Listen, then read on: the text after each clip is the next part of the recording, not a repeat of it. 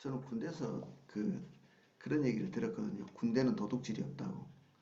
예, 자기 소유물이 있어야 도둑질인데, 어, 군대는 자기 소유물이 없기 때문에, 모두가 국가 거기 때문에 도둑질이 없다. 이런 얘기를 하는데, 궤변이죠, 궤변. 예, 그렇게 얘기하면 이제 우리는 세상의 모든 것이 하나님이 것이고, 모든가 자기 것이 없기 때문에 도둑질이 없다. 이렇게 얘기할 수도 있으니까, 도둑질은 하나님께서 우리에게 분배해 주신, 그리고 모두 각자에게 분배해 주신 영역을 침범해 들어가는 모든 행위들이 도둑질이라고 이렇게 보시면 됩니다. 다른 사람에게 주어진 정당한 것, 이것이 침해되어지는, 사유재산이라는 것은 하나님께서 정해주신 거거든요. 각 사람, 우리가 무소유의 삶을 사는 게 하나님의 뜻을 따르는 게 아니고, 각자가 하나님에 의해서 분배되어진 영역들을 통치하도록 우리가 부름받았잖아요. 너는 여기까지. 이게 지위 고하도 마찬가지고, 경제적인 부분도 마찬가지고, 영향력도 마찬가지고, 하나님께서 각자에게 이게 나누어 준 분량들이 있습니다. 우리에게 한 사람에게 뭐 무한정 다 주면 좋을까요? 이게 그렇게 안 나눠 주신 거죠, 하나님께서. 그래서 제한을 걸어놓고 있습니다. 인간이 범접할 수 없는 영역, 우리 한 개인이 아니라 인간이 범접할 수 없는 영역에 대해서는 하나님께서 다가오지 말라고 얘기하신 그런 부분도 있거든요. 선악과를 취하지 말라 이렇게 말씀하셨는데, 그것은 하나님께서 금하신 금령이죠. 여기는 네 게 아니야. 네가 정당하게 접근할 수 없는 영역이야. 이렇게 얘기하고 있는. 근데 그 영역을 침범해 들어가는 거죠. 소유하지 말아야 될 것을 소유한, 들어가지 말아야 될 영역을 들어가는. 그래서 인간이 처음 죄를 짓는 거기에부터 이 도둑질은 시작됐다 이렇게 볼 수 있습니다. 하나님과 우리 사이에도 이런 근본적인 도둑질, 하나님께서 내가 주장할 거야 직접적으로 이렇게 영역을 분할해 놨는데, 그 영역을 침범해 들어가는 그 대표적인 것들이 11조 같은 것들이죠. 이 영역 안에서 네가 네 소유로 두지 말고 하나님께 네 손으로 떼서 가져와라 이렇게 얘기하시는 거잖아요. 그 영역에 대해서 하나님께서 하나님의 영역으로 두신 거죠. 그래서 어떤 장소나 다른 사람의 권익, 이것도 우리가 침범해 들어갈 수 없는 영역들이 있습니다. 그래서 처음 가나안 땅에 들어갔을 때도 하나님께서 들어가도 된다고 하는 국가가 있었고, 들어가서 싸우지 말라고 하는 국가들이 있었거든요. 모든 소유가 하나님의 것이기 때문에 들어갈 수 있고 들어갈 수 없는 것이 하나님에게서 정해지는 것이죠. 모든 사람이 자기의 소유를 제일 먼저 하나님께 허락받아야 될 부분이 있습니다. 이게 정말 내 소유인지, 그리고 들어가도 될 영역인지 아닌지 하나님께 허락받는 거죠. 권위나 권력 같은 것도 비슷합니다. 구약 성경에 보면 어떤 왕은 모든 권력을 다 자기가 쥐고 있었기 때문에 제사장이 가져가야 될 그 영적 권위, 종교적 권위의 선도 넘을 수 있을 걸로 생각했죠.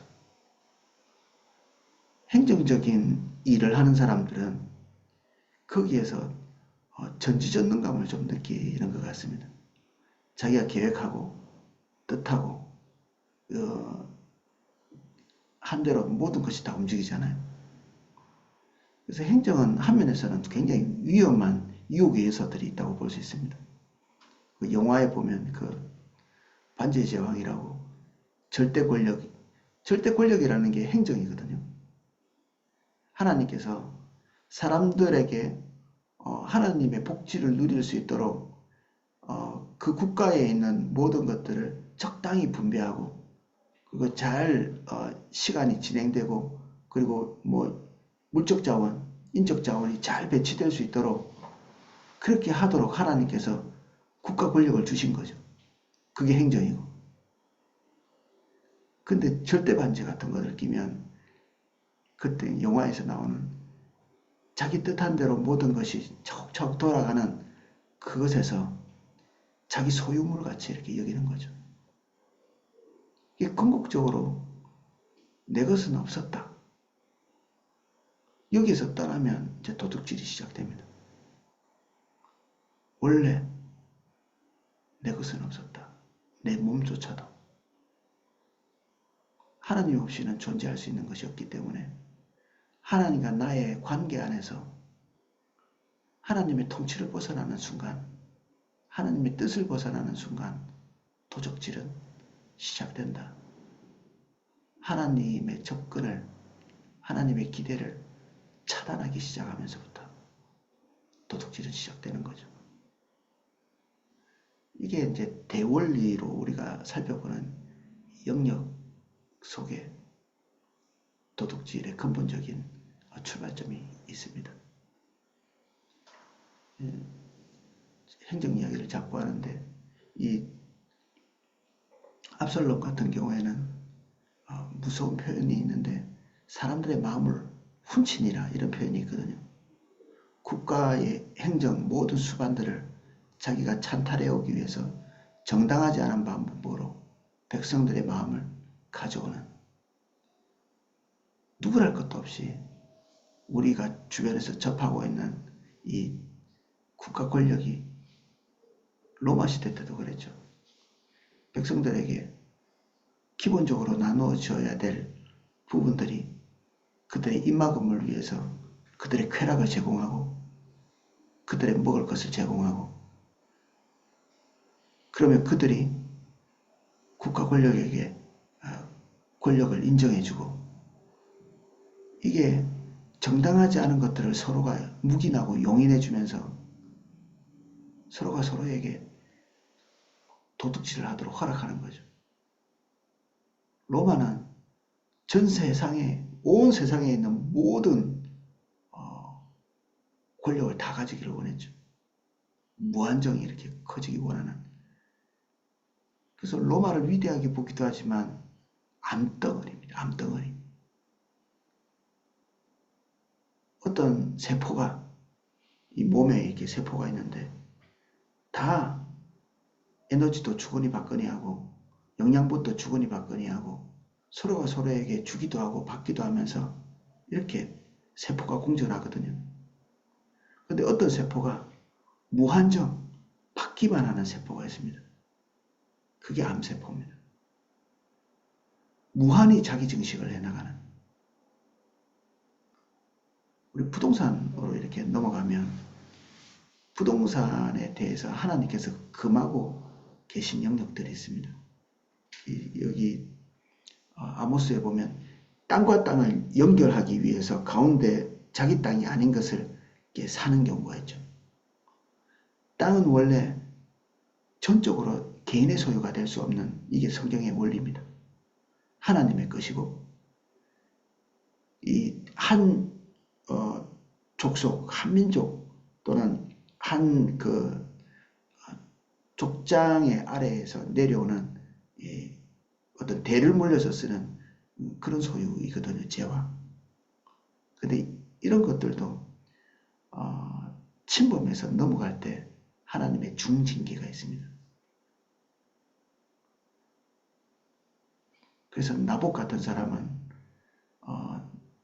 이 원리를 잘 알아서 자기가 조상에게 물려받은 땅을 다음 세대에 넘겨주기 위해서 이걸 팔지를 않죠. 근데 왕이 이것을 갖겠다고 나봇을 살해하고 그 땅을 가져가죠. 이것이 그의 몰락을 가져옵니다. 한 개인 개인에게 분배해 주신 권위, 권력, 그리고 소유물, 이런 것들이 하나님께서 그 개인에게 주셨다는 것에 대해서 알지 않으면 우린 쉽게 거기에 우리의 권위를 가지고 할 수만 있다면 침범에 들어가거든요. 이런 원리에서 보면 한 사람이 가지고 있는 재능, 그것을 손쉽게 가져오려고 할 때 우리는 도둑질이 될 수도 있습니다. 정당한 가격을 지불하지 않는, 그의 노동력을 좀 더 가져오려고 하는. 그래서 식당에 가서 주인이 이것이 정당한 가격입니다 라고 얘기할 때 우리는 그 주인이 준 것 내에서 협상하고 내가 거기에서 만족하는 거죠. 내 식욕을 절제하고 주인이 주는 것만 먹고 나오는 거죠. 정당하게. 여기까지 드릴게요 라고 하면 예를 들어서 10,000원, 15,000원 내고 내가 원하는 것만 먹고 나오는 겁니다. 주인이 정한 만큼. 들어갈 때 비싸면 안 먹고 나오면 됩니다. 근데 거기서 주인이 원하지 않는 것까지 요구하고 그러면 이제 거기서부터는 선을 넘어서 다른 사람의 영역을 침범해 들어가는 거죠. 저는 지금 집을 지으려고 하는데 이게 큰 고민입니다. 제일 큰 고민이 뭐냐면 내가 충분한 우리가 돈을 많이 쌓아놓고 이것을 하고 있는 것이 아니니까 우리 집을 건축하기 위해서 오는 사람의 노동, 희생, 가치 이런 것들을 내가 충분히 이렇게 지불하지 못할까봐 이게 너무 전전긍긍하거든요. 두려운 거죠. 범죄의 집이 될까봐. 남의 땅을 값싸게 가져와서 흡족해 하는, 싸게 잘 지었어. 이게 한면에서는 하나님의 축복으로 인식되어질 수도 있지만 한면에서는 범죄의 행위입니다. 충분히 값을 지불하지 않은, 남의 땅을 거저 가져오는, 남의 재능을 거저 가져오는, 그래서 예술작품 하나를 거저 가져온다든지 남이 만들어놓은 음악을 카피해서 표절한다든지 이게 그 사람이 준 하나님의 재능에 대해서 우리가 가치없이 여기는 거죠. 도둑질하는 거죠. 물건 도둑질과 다를 바가 전혀 없는. 제가 물건을 도둑질하는 것은 거론도 하지 않겠습니다. 이건 뭐 당연한 일이고 하나님이 그 사람에게 준 건체물이고 그 사람이 통치하도록 이게 선을 그어놓은 영역이기 때문에 부동산도 마찬가지입니다. 신명기 앞으로 이 부분에 대해서 거듭거듭 이렇게 나오게 될 것입니다. 그 사람 부동산의 영역이 정해져 있으면 그 영역을 침범해 들어가는 것은 중대 범죄이죠. 과거 같으면 지게석을 이렇게 옮긴다든지 그 경계선을 옮긴다든지 오늘날 같으면 계약서를 조작한다든지 위반한다든지 이런 것들 범죄 행위라고 볼 수 있습니다. 사람을 훔쳐가는 경우도 있습니다. 어떨 때는 고대사회에 흔했던 부분이죠. 인신매매는 사형죄입니다. 이거는 씻을 수 없는 범죄에 들어갑니다. 인신매매. 다른 사람의 삶, 노동 이런 것들을 훔쳐가는 전체를 다.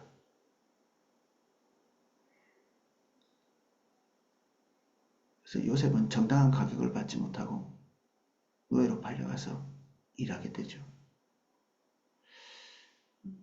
해외 노동자 같은 경우에 요즘에는 그렇지 않지만 그들이 일한 정당한 노동의 대가를 충분하게 지불하지 않는가, 법적으로 제재를 주지 않으면 사람들은 무한정 착취할 수 있는 대로 다 착취하거든요.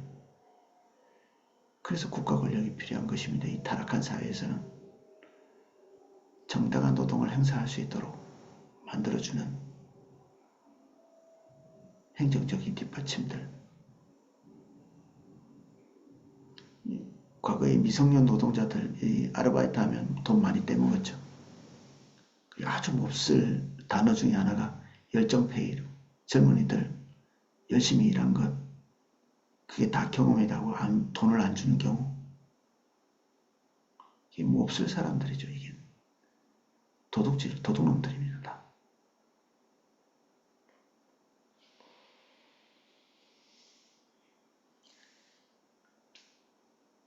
그리고 공적인 사유재산을 자기 것으로 삼는 것. 사실 선악과도 자기 사유화할 수 있는 것이 아니었죠. 처음부터 우리는 어쩌면 자기가 침범에 들어가지 말아야 될 영역까지 침범에 들어가는, 그래서 공공재산을 적당한 수준에서 쓰는 것, 쓰라고 우리가 상식적으로 이렇게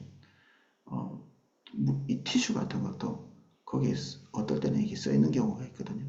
한 장씩 쓰라고. 그러면 그것을 배치하고 또 이 쓰도록 서비스를 제공하고 있는 사람이 규정한 대로 한 장이면 한 장만 쓰는 겁니다. 그리고 우리가 상식적으로 생각할 때 이 정도 쓰는 것이 부합하겠다, 합당하겠다 싶은 만큼 그 정도 딱 사는 거죠. 사용하는 거죠. 공공재는. 그건 누구나 기대할 수 있을 만큼 소유하는, 다 함께 소유하는 거니까 나도 쓸 수 있는 거죠. 가서 내가 정당하게 쓸 수 있는 만큼 나도 세금 냈으니까 쓰고 돌아오는, 그리고 다른 사람이 쓸 수 있도록 고려하고 배려하는.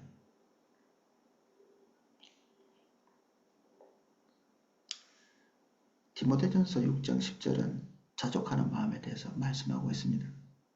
내가 침범에 들어가지 말아야 될 부분들을 뻔히 알면서 침범에 들어가는 것은 내가 하나님께서 정하신 것 이상으로 손에 넣고 싶은 거죠. 그렇게 되면 그것이 내 결핍을 좀 더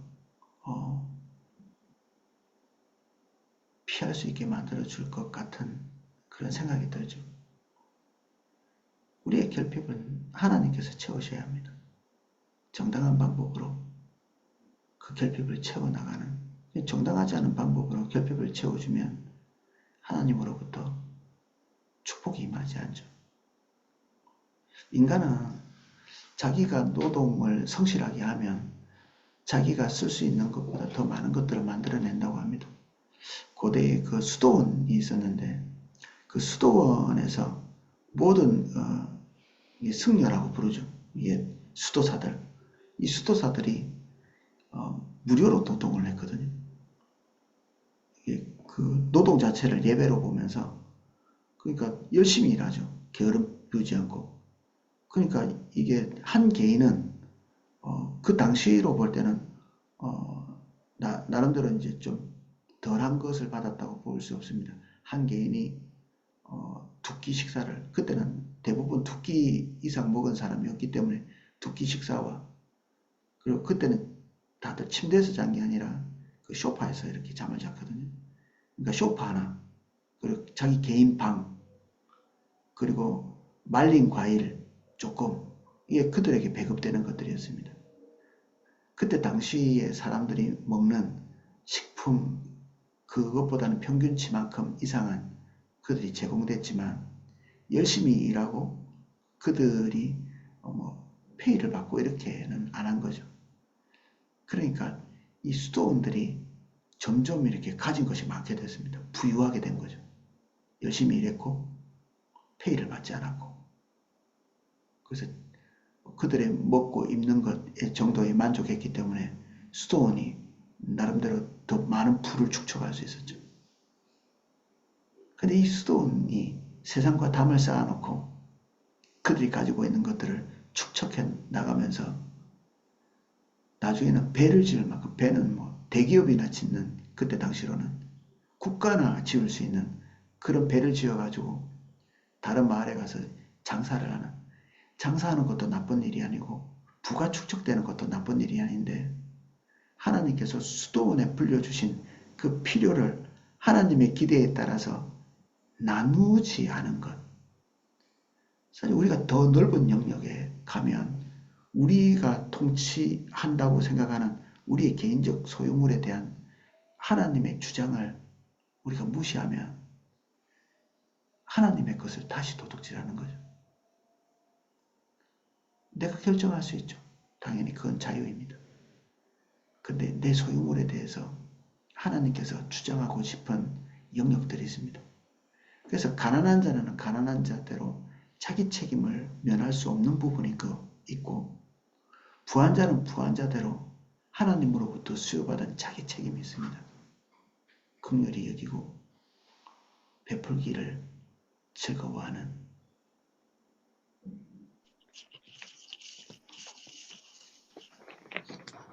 국가에 대한 책임, 이것도 거기에 포함되죠. 그래서 이 수도원은 결국 운명이 어떻게 되냐면 나중에 우리가 잘 아는 바이킹들이 주 타겟으로 여겼던 곳이 첫 번째는 성이고 두 번째는 수도원이었습니다.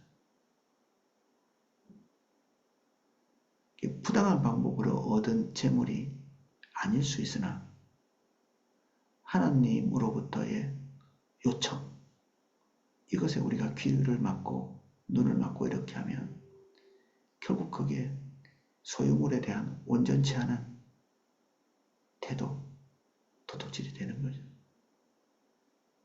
결국 하나님께서 그것을 다 앗아가시는 거죠.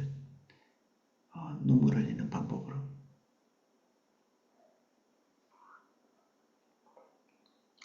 그래서 우리는 다른 사람의 소유물에 대해서는 우리가 왈가왈부할 수 있는 그런 영역이 아니죠. 그건 자기 영역이기 때문에 다른 사람 명예나 지위 이런 것에 대해서 영역을 침범해 들어가는 게 탐심이고 하나님께서 미워하시는 영역이기 때문에 우리는 우리 것을 신경 쓰면 됩니다. 그리고 그것들을 잘 분배해야 될 책임이 있는 국가 권력에 대해서 늘 기도를 쉬지 않는 저와 여러분 되시기를 예수님 이름으로 축복합니다. 우리 기독교인의 입장에서는 좀 더 예민한 부분에 들어가서 신경을 써야 되겠죠.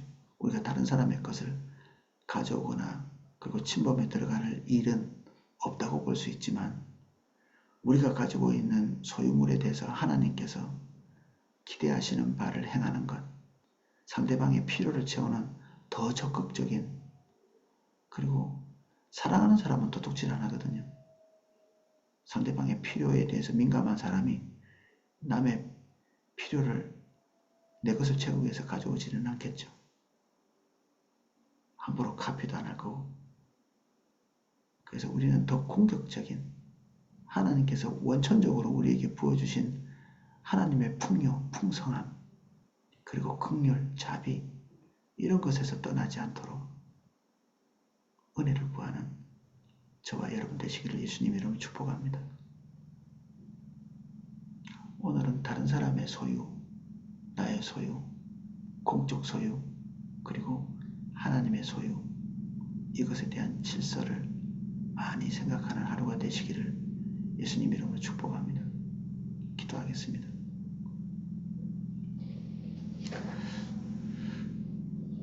주님, 내게 소유를 주셔서 감사합니다. 하나님께서 내게 정해주신 소유 안에서 자족하는 마음 주시고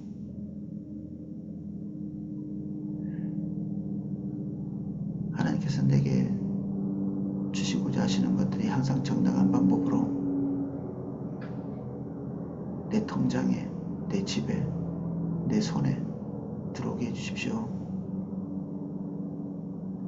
하나님께서 주시지 않는 것이 내 영역에 들어오지 않게 하시고 다른 사람에게 돌아가야 될 것이 충분히 다른 사람에게 돌아가는 그것을 기뻐하게 해주십시오. 남의 지혜와 남의 권력과 남의 재물과 남의 기쁨이 돌아가는 것, 그들에게 돌아가는 것을 즐거워하게 해주십시오. 올바른 거래를 할 수 있도록 도와주십시오.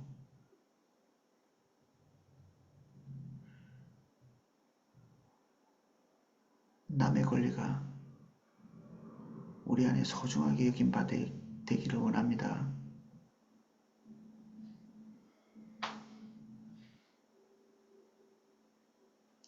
예수님 이름으로 기도합니다.